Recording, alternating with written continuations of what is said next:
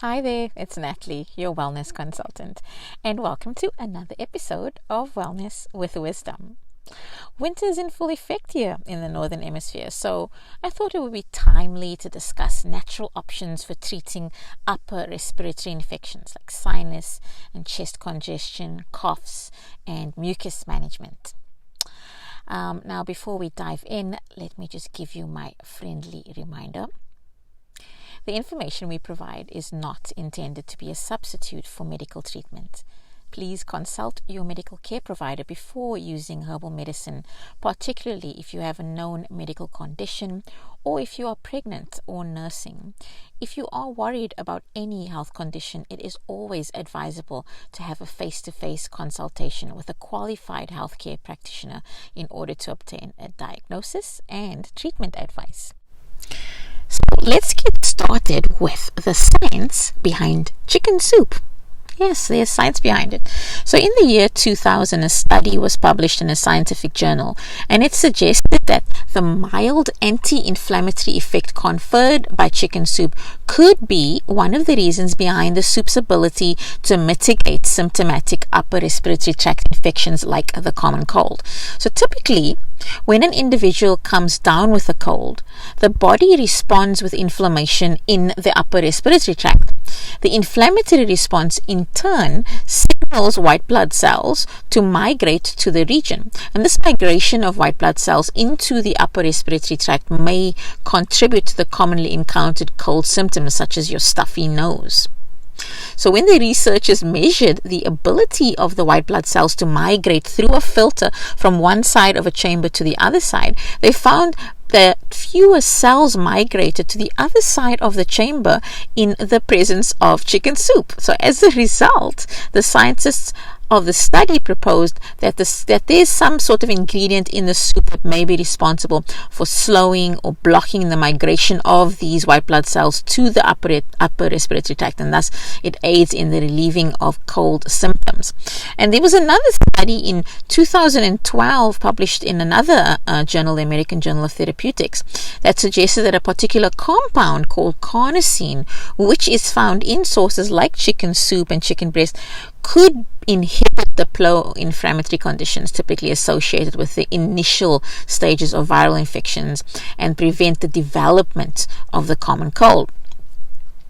Now, one of the postulations is also about increasing the movement of nasal fluids. So although hot fluids typically aid in the movement of nasal mucus, chicken soup can be superior to hot water in the increasing movement of nasal mucus, clearing the airways and easing congestion. All right. Also, furthermore, there was another study in a report called Coping with Allergies and Asthma, where chicken soup was found to be possibly improving the ability of the tiny hairline projections in the nose, those are called cilia, to prevent infectious particles from afflicting the body. So those cilia are like our first barrier against bacterial or viral infections.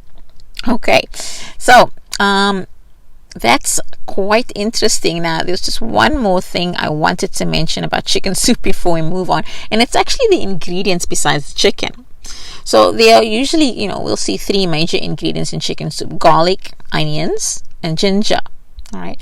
So in garlic, in a 2001 study, they demonstrated through a double-blind placebo-controlled experiment that the group receiving garlic supplements had significantly fewer colds than the placebo group. And additionally, when they were afflicted with the common cold, those who received the garlic supplements recovered more quickly than those who were part of the placebo group. All right, and that also suggests, that there are some possible antiviral properties to garlic. We don't really necessarily understand it well enough, but they suggest possibly there's sulfur-containing ingredients in the garlic that may act as an antiviral ingredient. Onions, so according to a 2013 review published in another journal, the major onion flavonoid, which is a compound with antioxidant effects, is a molecule called quercetin. And there was a published study that suggested that quercetin may exhibit antiviral properties. And then finally, ginger, which is another major ingredient in chicken soup, There was a 2013 study that demonstrated that fresh ginger is effective against human respiratory syncytial virus (HRSV) infections, which is responsible for a wide range of respiratory illnesses, including the common cold. Okay, so again, it suggests fresh ginger may prevent infection by blocking viruses and viral attachment. So don't forget to make sure that you include your garlic, your onions, and your ginger in your chicken soup recipe. So let's talk a little bit about coughing.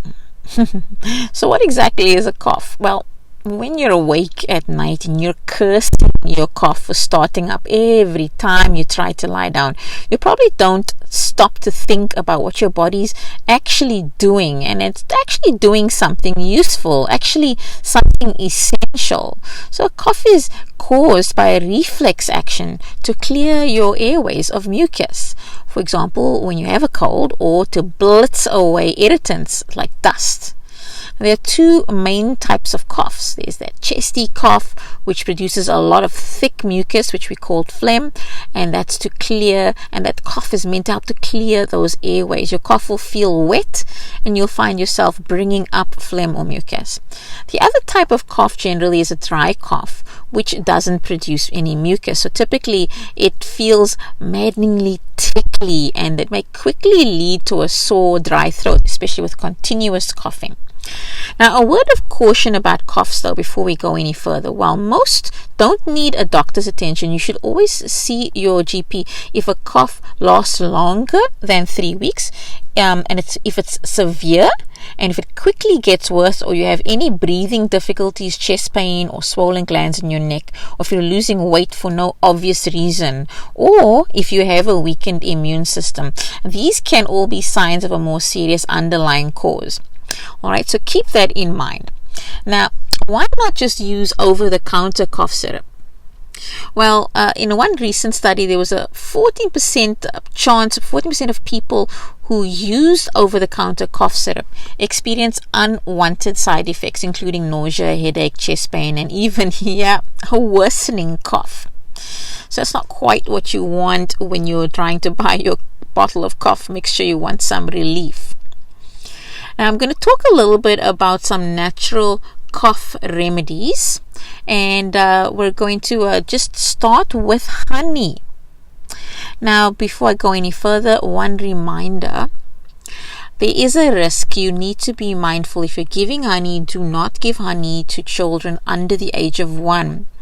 So we don't give honey to babies because there's a risk of botulism. So babies have a brand new immune system, and they don't have enough friendly bacteria in their gut to protect them from possible botulism. So you don't want to give very, very young children under the age of 1 honey. Anything over the age of 2, they have their digestive system and their probiotic levels are strong enough and high enough that they can manage honey. Okay, so essentially there are some various types of honey on the market, but we do know through research studies that honey can act as a natural cough suppressant, and in fact in one study they found that honey was as effective as the most common over-the-counter cough suppressants.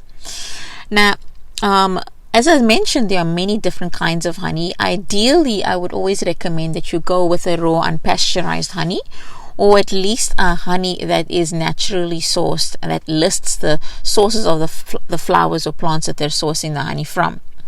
The most effective, most potent therapeutic type of honey is a honey from New Zealand called Manuka honey. And the reason why it's considered to be most potent is because it has a measurable antibacterial value. Now, that measurement is called methyl glyoxal, and it's an active ingredient found only in Manuka honey, and it also has a very, very high level of this MGO ingredient. So this antibacterial property is much higher than all other types of honey. So you're treating bacterial infections as well as soothing a sore throat or helping with reducing excessive coughing. So you're getting double duty.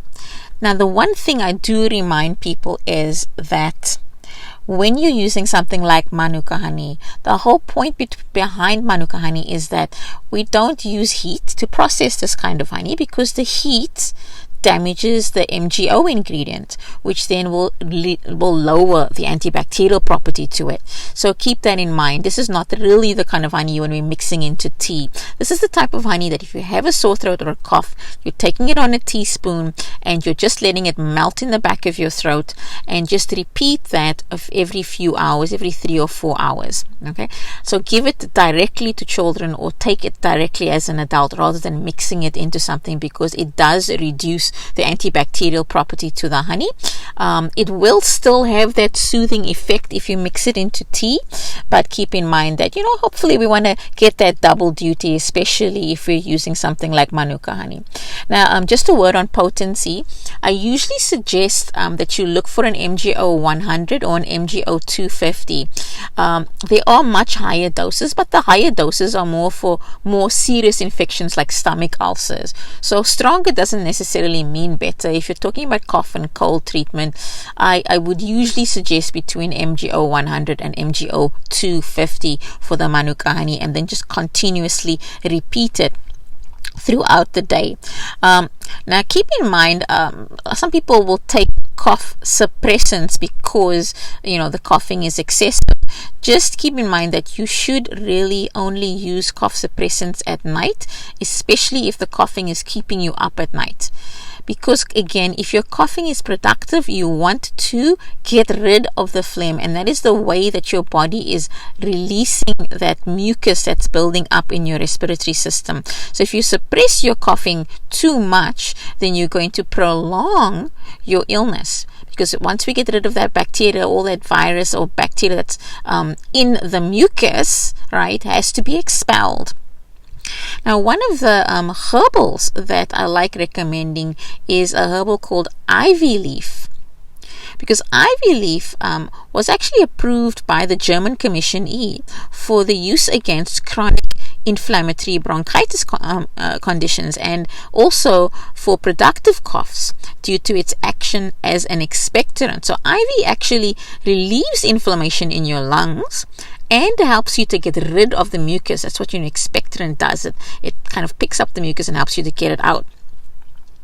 There was actually one double-blind human trial that found that ivy leaf was as effective as a common over-the-counter treatment for symptoms of chronic bronchitis, which is an inflammatory condition in the lungs. So ivy is actually quite effective for helping with relieving the irritation of the cough and also getting rid of the mucus. Okay, so keep an eye out for that ingredient in your natural herbal cough syrups, because it is quite effective. So what is a mucolytic? So mucolytics are things that thin or reduce the viscosity of mucus. And this is quite helpful if you have a heavy chest congestion and you are not productively coughing up phlegm. It's too thick, it's too heavy. You need something to loosen it up. So expectorants or mucolytics will help with also not just stimulating the coughing action, but helping to loosen the mucus so that you can cough it up. It does this by increasing the water content of the mucus, so thinning it out and then making your coughing more productive. Productive meaning getting the mucus out. So one of the most commonly used mucolytics is licorice root. So licorice root is also antitussive, so it does help to calm down excessive coughing, but it is an exceptionally effective expectorant in herbal medicine, and it's been used for centuries, for generations. One thing to keep in mind, though, about licorice root is that it is not safe for people who have high blood pressure. There's an ingredient in licorice root called glycerin. It's an amino acid. And if you are prone to high blood pressure, then you want to avoid things like licorice root, because they may, in fact, elevate your blood pressure further. But if you are in good health, then you won't necessarily need to use, you don't need to worry. You can use licorice root. It's not going to artificially elevate your blood pressure, but for those of you who have high blood pressure, keep that in mind. So other options for mucolytics, or things that help to thin out mucus if you can't do the licorice route, is N-acetylcysteine. So it's an amino acid, okay? And NAC has mucolytic properties that help to relieve the symptoms of chronic bronchitis caused by oxidative stress. There's research to support this. So some people use NAC on a regular basis to regulate the inflammation in their lungs because they have a chronic inflammatory condition. But when you take NAC, it may also improve phlegm consistency. So people with chronic obstructive pulmonary disease, so COPD, and it can even help to decrease flare-ups. So NAC is great for chronic inflammation in the lungs. And if you find, like me, in the wintertime, if I catch a cold, it tends to settle in my chest, and then it is prolonged. And I used to get bronchitis when I was younger. So I usually try and get at the symptoms very quickly, and NAC is quite effective at helping with that. And you can even take NAC as a preventative, as a prophylactic throughout cold and flu season. So don't wait for your symptoms to start surfacing. Take NAC on a daily basis if you know that you are prone to getting these chest infections or chest inflammation during cold and flu season. Be proactive about it. Don't wait until the symptoms start. The recommended dose is about 600 milligrams, and you can get NAC in a capsule form, so it's quite easy. And you would just pop one capsule a day. If you have symptoms, you may want to consider increasing it to 2 or 3 times a day. But generally, my best recommendation is to use this ingredient, this mucolytic ingredient, as a preventative measure. So get it in your system, so if you do catch a cold, that your body is going to have an easier time of moving that mucus or phlegm out of your lungs and your sinuses as well. Now, as I mentioned at the beginning when we were talking about chicken soup, one of the important components in managing upper respiratory tract infections is inflammation. Now, inflammation is natural and it should happen. This is what triggers your immune system into action.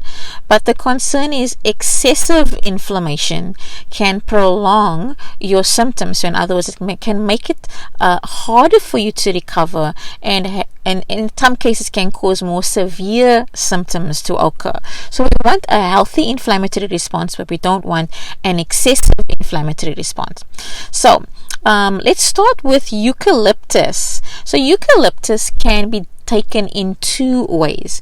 Eucalyptus has anti-inflammatory properties to it, and you can use it as an inhalant. So you can buy essential oil of eucalyptus and put it into a diffuser if you have a humidifier or an aromatherapy diffuser. And by inhaling the eucalyptus, it helps to relieve the inflammation in your upper respiratory tract. So it helps to ease your breathing, gets the swelling of the tissues in your sinus passages down, so you get better airflow, but most importantly, that you're reducing the amount of inflammation in your sinuses and your lungs, which then of course is going to not only make it easier for you to breathe, but also it's going to help you with clearing up your symptoms much faster. And if you don't have any fancy nebulizers, aromatherapy diffusers, or humidifiers that diffuse aromatherapy, then a good old pot of hot water, add the eucalyptus oil into the water, and then throw a towel over your head and breathe that steam in, and spend some time doing that, at least about 10 or 15 minutes if you can handle the heat. Now also there are natural cough syrups that will incorporate eucalyptus as one of the ingredients, and again, by ingesting it in this way, you're again helping with easing up the congestion, easing up the inflammation in the lungs and the sinuses. So it's helping to improve your breathing and contributing to your faster recovery. But please make sure, I need to have a caveat here. Essential oil of eucalyptus in general is usually only for external use. So when you go into your health food store, your drugstore, and you buy essential oil of eucalyptus, it will normally tell you on the label that it's strictly for external use. Please follow those instructions, because you should not be ingesting those types or those versions of eucalyptus oil, because they can actually be damaging to your liver. And the reason for that is the way that the eucalyptus oil is extracted. They're usually using pretty strong chemical agents to extract the active ingredient from the eucalyptus oil, and there are going to be traces of those extracting agents in the final product, so it's not safe for you to ingest. Now, there are eucalyptus oil remedies that have been approved for ingestion, so read your labels carefully. If you're going to ingest eucalyptus oil, please make sure that it specifically tells you that it's safe for internal use. Otherwise, don't ignore those warnings, because you can do yourself some harm. Alright, so eucalyptus helpful when you have symptoms, when there's inflammation, when you're coughing, when you have congestion, or when your sinuses are all clogged up. Now, a word on preventative measures. So over cold and flu season, how do you regulate your inflammation? Well, there is a product called Specialized Pro-Resolving Mediators, SPM for short. And SPMs are naturally derived ingredients that are actually sourced from fish oil. And what SPMs do is their principal job is to regulate your systemic inflammatory response. So it's not just for one part of your body, it's not just for your joints or your lungs, it's for your whole body. And the whole point behind taking an SPM over the long term is that it's helping to ensure that when you have an inflammatory response, for example, or when you have an infection like a bacterial or viral infection in your upper respiratory tract, that you're going to have an appropriate amount of inflammation, and that once the healing starts, that the inflammation is going to resolve properly. So in other words, reduce and deplete. So inflammation at the beginning, and then as things kick into gear, the inflammation should naturally resolve. In some cases, people don't have great inflammation resolution, so SPMs help with making sure that you have a healthy inflammatory response and you're not overreacting. Now, this is not something for acute treatment. So in other words, if you're already sick, then it's too late to be taking SPMs. You should be using SPMs on a daily basis throughout the year. So if you have other underlying inflammatory conditions, it's a good idea to throw the SPMs in there as well, because they will help in general with making sure that you have a good inflammation response and not an overreactive one. If you are prone to inflammatory conditions, then you do need to be careful during cold and flu season, because you want to make sure that your body doesn't overreact. Okay, let's move on to something. It's one of my favorite remedies or methods to use for treatment, especially for myself. When I get a cold, I tend to get a lot of congestion in my sinuses, and sometimes a sinus infection as well. So a nasal spray can be quite helpful at mediating some of those symptoms of the infection. Now, there are a few ingredients that I like to see in a natural nasal spray. So number one is something called a hyaluronic acid. And hyaluronic acid's main purpose is to retain and replenish moisture. Its ability to bind immense quantities of water to the nasal mucous membrane ensures an effective and long-lasting level of hydration. It also helps to soften mucus crust and build up to facilitate easy removal. So it's quite important to keep your nasal passages properly hydrated, because that discourages bacteria and viruses from entering into your system through that passage. And of course, if you are softening mucus, then it's definitely easier for you to clear any bacteria-laden mucus out of your sinuses and your nasal cavities. The second ingredient I like seeing in a nasal spray is sodium. Sodium has natural antibacterial properties, and it helps to create a protective barrier against cold and flu viruses, which makes it ideal whenever you are trying to use it as a preventative measure, especially during cold and flu season. I usually suggest using these sprays, doing a couple of sprays in each nostril before you put your face mask on, when you head out the door for the day, and maybe repeat it again at night before you go to bed. So this is something that's going to help, number one, as a preventative measure to protect your passages, but number two, it can also be used for treatment if there is already congestion. And the last ingredient, which is helpful but not essential, that I like to see is chamomile, because chamomile actually is very soothing for mucous membranes in the nasal passages, so it helps to relieve inflammation. So again, as you remember, inflammation is good, but too much is not great. So regulate vasodilating or relieving inflammation. It's going to make it easier for you to breathe, clear those nasal cavities, but at the same time it's going to be soothing. Chamomile isn't an essential ingredient also because some people have allergies to ragweed, and chamomile is part of the ragweed family. So if you do have a ragweed allergy, you may want to avoid a nasal spray with chamomile in it, but definitely look for something with hyaluronic acid and sodium. And when you're looking at your ingredient list, keep in mind you want to really see a load of hyaluronic acid but less sodium. You don't want anything heavy on sodium, because if it's heavy on sodium, then it can have the opposite effect, and too much sodium can actually be drying. And we don't want to dry out our nasal passages. We want to keep them properly hydrated, but also provide that protective barrier against those cold and flu viruses. Well, that's all I have for you today. I hope this was helpful. Keep in mind that if you have any questions, feel free to reach out and I'll be happy to respond in further detail.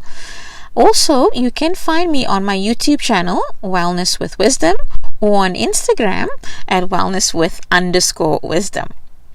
Thank you so much for taking the time out of your day to have a listen to this broadcast. Take care of yourself.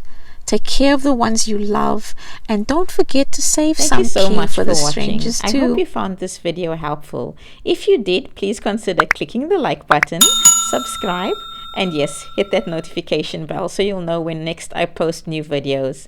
Have a wonderful day and keep well.